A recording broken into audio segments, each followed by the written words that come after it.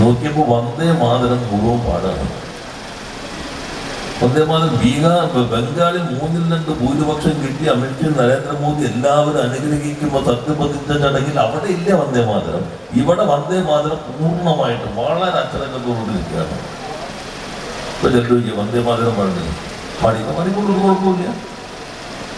വന്ദേ മാതരം ഒരാൾക്ക് പാടണം എന്ന് പറഞ്ഞാൽ പാടാനുള്ള എല്ലാ അവകാശവും നമ്മുടെ നാട്ടിലുണ്ട്. പക്ഷെ വന്ദേ മാതരം പൂർണ്ണമായും പാടണം എന്ന് നിർബന്ധിക്കാൻ പാടില്ല. ഔദ്യോഗിക ചടങ്ങുകളുടെ ഭാഗമാകാൻ പാടില്ല. ഇന്ത്യൻ ഭരണഘടന നിങ്ങൾ അരിച്ചു പെറുക്കി വായിച്ചു നോക്കിയാലും ദേശീയ ഗീതം, വന്ദേ മാതരം ഇത് രണ്ടും ഒരാൾക്കും കണ്ടുപിടിക്കാൻ പറ്റില്ല. ഇന്ത്യൻ ഭരണഘടനയിലില്ല. ഇന്ത്യൻ ഭരണഘടനയിലുള്ള ദേശീയ ഗാനം, ദേശീയ പതാക 51A ഇന്ത്യൻ ഭരണഘടന ആർട്ടിക്കിൾ 51A. അപ്പൊ രാജേന്ദ്ര പ്രസാദ് പറഞ്ഞു ദേശീയ ഗാനം പോലെ തന്നെ ജനഗണമന പോലെ തന്നെ നല്ല സംഭാവന ബങ്കിം ചന്ദ്ര ചാറ്റർജിയുടെ വന്ദേ മാതരം നൽകിയിട്ടുണ്ട്. അതുകൊണ്ട് പാടുമ്പോൾ എല്ലാവരും തുല്യ പ്രാധാന്യം അതിന് നൽകണം. ആ പ്രഖ്യാപനം ഭരണഘടനാ അസംബ്ലി നടത്തി. ഭരണഘടനയ്ക്കകത്തിടമില്ല. അതുകൊണ്ട് നേരത്തെയും RSSന്റെ ആളുകൾ കോടതിയിൽ പോയിരുന്നു. ദേശീയ ഗാനം ആലപിക്കുന്നത് പോലെ തന്നെ ഈ ദേശീയ ഗീതവും വന്ദേ മാതരവും ആലപിക്കണം. കോടതി പറഞ്ഞു ഭരണഘടനയ്ക്കകത്ത് വ്യവസ്ഥയില്ല, നിയമത്തിനകത്ത് വ്യവസ്ഥയില്ല, അതുകൊണ്ട് ആലപിക്കാൻ പാടില്ല. ആലപിക്കുമ്പോൾ തന്നെയോ ആദ്യത്തെ 2 ഈരടികളാണ് അതിനകത്ത് ആലപിക്കുന്നത്. കാരണം അത് കഴിഞ്ഞാൽ പിന്നെ ദേവി സ്തുതിയായിട്ട്, ദേവിയായിട്ട് ദുർഗയും അതുപോലെ തന്നെ ലക്ഷ്മിയും സരസ്വതിയുമായിട്ട് കണ്ടിട്ടുള്ള സ്തുതിയായിട്ടാണ് അവസാനത്തെ ചരണങ്ങൾ വരുന്നത്. അപ്പൊ ഏതെങ്കിലും വിശ്വാസത്തിന്റെ മാത്രമായി പരിഗണിക്കപ്പെടും. ആ കാഴ്ചപ്പാട് മതനിരപേക്ഷ ഇന്ത്യക്ക് ചേരും അതല്ല എന്നതുകൊണ്ടാണ് പാടുമ്പോൾ തന്നെ ആദ്യത്തേത് മാത്രം പാടുന്നത്.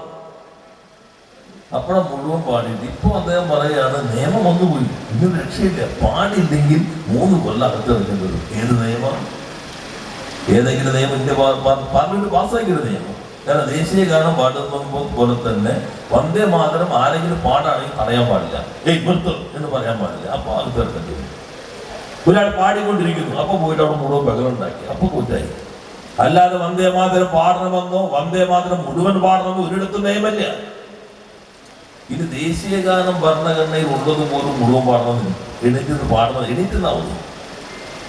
അതാണ് ഇമാനുവൽ ബെഞ്ചമിന്റെ കേസ്.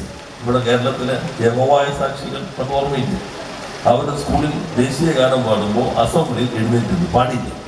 കാരണം അവര് പ്രത്യേക വിശ്വാസത്തിന്റെ ആളുകളാണ്. എറണാകുളത്ത് നിന്ന് കളമശ്ശേരിയിൽ അപകടം ഉണ്ടായി കഴിയുമ്പോൾ ഹോസ്പിറ്റലിൽ ഒരു ബ്ലഡ് സ്വീകരിക്കില്ലേ, ഐസി കിടക്കാണ്. നമുക്ക് ഈ ഘട്ടല്ല, ഞങ്ങൾക്ക് വിശ്വാസമാണ്. അപ്പൊ അവര് ദേശീയ ഗാനം പാടില്ല. കുട്ടികൾ പുറത്താക്കി, കുട്ടികളുടെ സ്കൂളിൽ നിന്ന് ഹൈക്കോടതി പോയപ്പോ ഹൈക്കോടതി പുറത്താക്കാൻ അംഗീകരിച്ചു, ഡിവിഷൻ ബെഞ്ച് അംഗീകരിച്ചു, സുപ്രീം കോടതി എത്തി.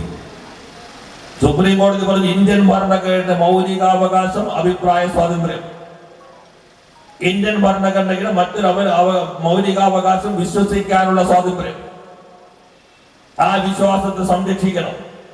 ഇന്ത്യൻ ഭരണഘടനയിൽ ഒരിടത്തും നിങ്ങൾ ദേശീയ ഗാനം പാടണമെന്ന് പറയുമില്ല. ഈ രാജ്യത്തൊരു നിയമവും ദേശീയ ഗാനം പാടണമെന്ന് പറയുമില്ല. എന്നാൽ ഇന്ത്യൻ ഭരണഘടനയിൽ 51A ദേശീയ ഗാനത്തോടും ദേശീയ പതാകയോടും ആദരവ് കാണിക്കണം. എഴുന്നേറ്റുമെന്നാൽ ആദരവായി, പാടേണ്ടതില്ല. എടുക്ക് കുട്ടികളെ തിരിച്ച് സ്കൂളിലേക്ക്. സുപ്രീം കോടതി ജസ്റ്റിസ് ചിന്നപ്പ റെഡ്ഡി. അപ്പൊ ഭരണഘടനയിൽ ഇടമുള്ള ദേശീയ ഗാനം പോലും പാടാൻ ആരെയും നിർബന്ധിക്കാൻ പാടില്ല എന്ന് സുപ്രീം കോടതി വിധിയുള്ള രാജ്യത്താണ് ഒരു ഭരണഘടനാ പദവിയിൽ ഇരുന്നിട്ട് മുഖ്യമന്ത്രി പറയാണ് അത് വേണം, കുഴപ്പമില്ല, നിയമം വന്നു, ഈ മുതൽ അകത്തിറങ്ങേണ്ടി വരും. എന്നാലും ഞങ്ങൾ വിസ്മയം വന്ന് നിങ്ങൾ 15-ാം തീയതി നോക്കിക്കോ. ഇതാണോ മുഖ്യമന്ത്രി പറയുന്നത്?